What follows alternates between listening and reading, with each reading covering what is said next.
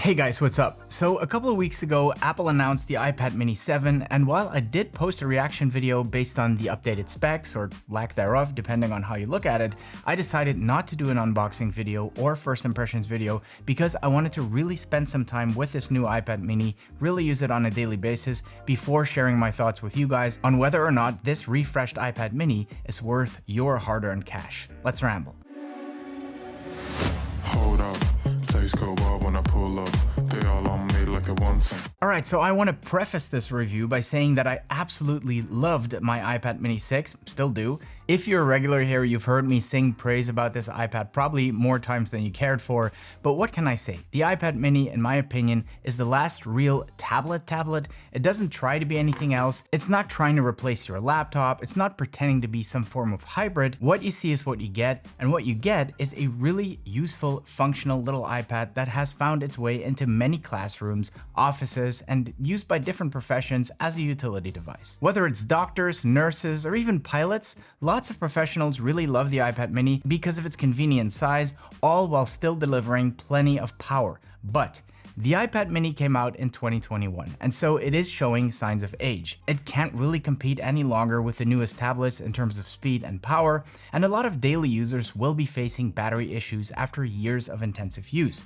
So a lot of iPad mini users have really been looking forward to this much needed refresh. But what exactly has been refreshed, and is it enough to justify an upgrade? Well, from a design perspective, not much has changed, like at all. It still has the same dimensions with its 8.3-inch screen, stereo speakers on opposite sides, volume buttons on the top, the power button with Touch ID, still no Face ID, and the same 12-megapixel camera front and back. Although the rear camera now does go up to 4K 60 in video mode, which is a nice improvement if you do use the iPad mini to create videos. The logo on the iPad mini also changed slightly. It now says iPad mini, whereas before it just said iPad. Now, unfortunately, I can't really show you this since the logo on my iPad mini is covered by this awesome skin by Dbrand, and there is no way I'm taking this off because for whatever inexplicable reason, Dbrand decided to discontinue their best skin ever made, the bulletproof banana. You will be missed. Anyway, the only other exterior change is the colors,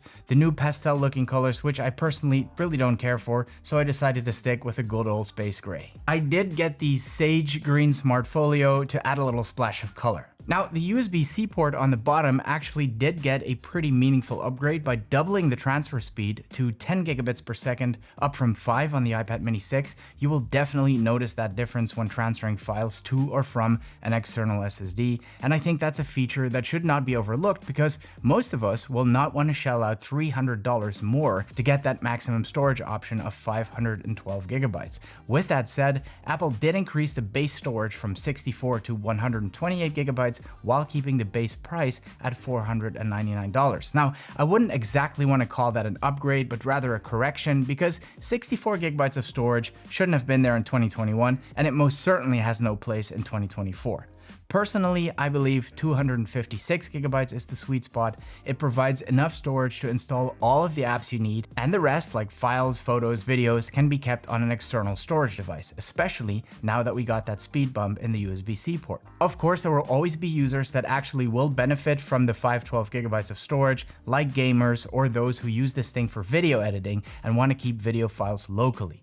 Now, personally, I wouldn't dream of editing videos on an iPad mini. It's way too cramped for my taste, but it can definitely be done, especially since the new A17 Pro chip and the fact that the RAM on the iPad mini got upgraded from 4 to 8 gigabytes make it possible to run some heavier editing apps like Final Cut Pro on this tablet. Now, don't expect any miracles here, since unlike the iPad Pro and the iPad Air, the mini does not have a dedicated media engine, but for your basic quick edits, this should work just fine. Now, if you're a gamer, the maximum storage option might come in handy, since the heavier gaming titles like Genshin Impact can eat away at that storage pretty quickly, and a bit of a gaming library will definitely help you max out that storage. And gaming has always been a major use case for the iPad mini. It's the perfect size for handheld gaming, especially if you add something like this Razer Kishi Ultra.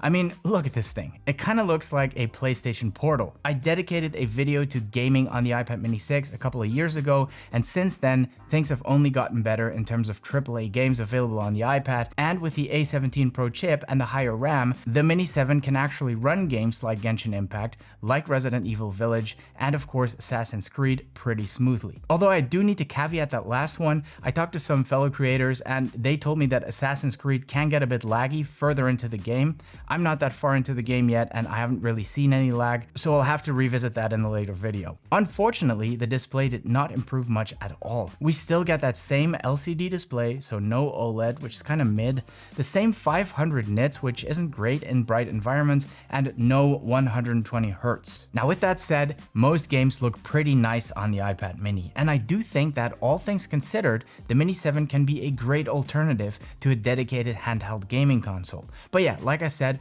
no 120 Hz, and that really is a bummer because personally, I really don't think that a 60 Hz display has any business being on a premium tablet in 2024. And the fact that the display is still stuck at that 60 Hz also means Apple did not get rid of the infamous jelly scroll. Now, I did an entire video on the subject a couple of weeks ago, so if you really want to get into the nitty-gritty of the whole jelly scroll phenomenon and why it even exists, definitely go and check out that video. I'll link to that at the end of this one. By the way, guys, if you enjoy this type of content, please do subscribe. It would mean a lot to me. But for now, I will just say that yes, Apple has been able to improve the issue a little bit, the jelly scroll that is, but it definitely objectively is still there. Now, I have had people in my comment section saying that they noticed it on the iPad mini 6, but they can't really see it anymore on the iPad 7. And that is of course great, and I hope the same will be true for you. If the issue bothered you on the Mini 6, in that case, do go to the store to see for yourself because it might still bother you on the 7 as well. As I said before, whether the jelly scroll bothers you really is highly subjective. Some people don't see it at all, and others are so bothered by it that it actually gives them a headache and they have to return the device. Personally, I wasn't really bothered by it on the Mini 6, and I noticed it even less on the Mini 7. So I have no doubt I will enjoy this Mini 7 as much as I've enjoyed my Mini 6, and I really do use it every single day, far more than I use my iPad Pro or my iPad Air. It's just so easy to pick up, and it's genuinely fun to use. It's great for reading, kind of like a Kindle on steroids, and I also like it for casual media consumption. When I'm traveling, I usually take my MacBook with me anyway since I need to edit videos, so there really isn't much of a point in bringing an iPad Pro as well, which with the Magic Keyboard has about the same footprint as my 14-inch MacBook Pro. The Mini is the perfect travel companion in that case, as it sits right between my iPhone 16 Pro Max and my MacBook, and it takes up almost no additional space and it weighs practically nothing. However, more than being a consumption device, the iPad mini is a utility device for me, a companion device if you will.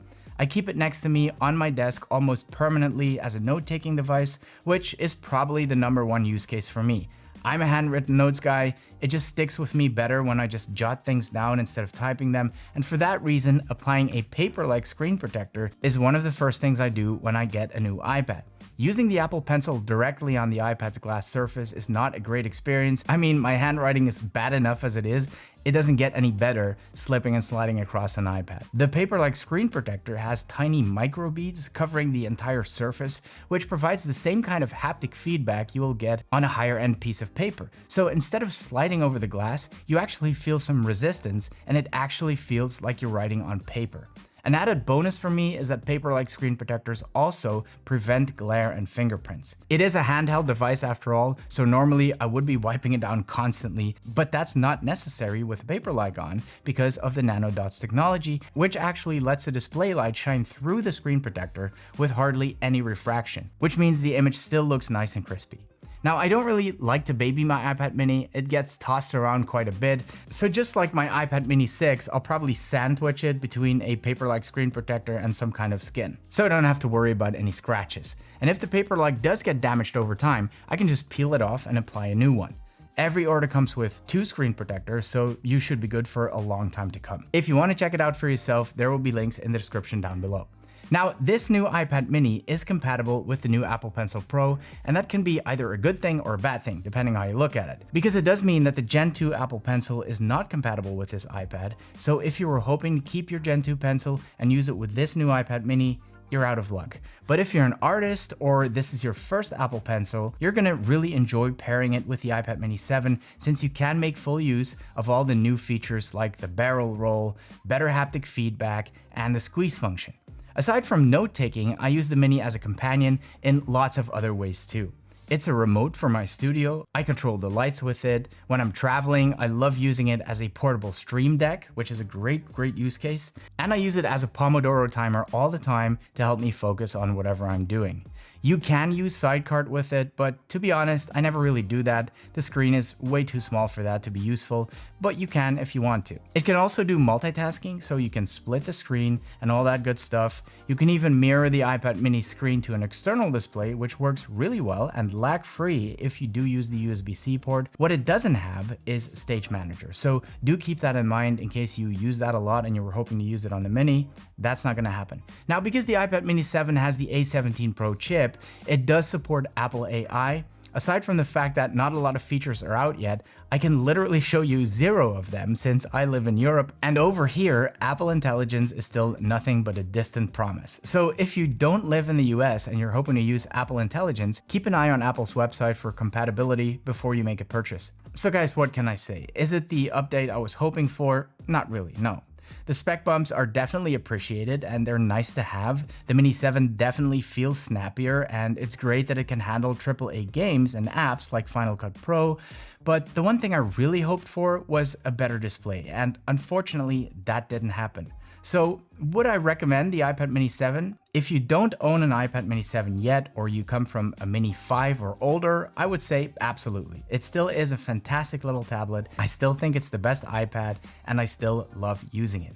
If gaming on the iPad mini is a major use case for you, I would also say go for it. The upgrades are definitely worth it in that case, but if you already own an iPad mini 6 and you use it for casual stuff mostly, like taking notes, reading, watching some content, and your battery's still good, I'd say save your money and enjoy the iPad mini 6 a little bit longer. Who knows, one day we might actually see an iPad mini 8 with an OLED display. Hey, we can dream, right? Guys, I hope you got some value out of this video. If you did, I would appreciate a thumbs up and definitely subscribe for more content. Thank you so much for watching, and see you guys soon.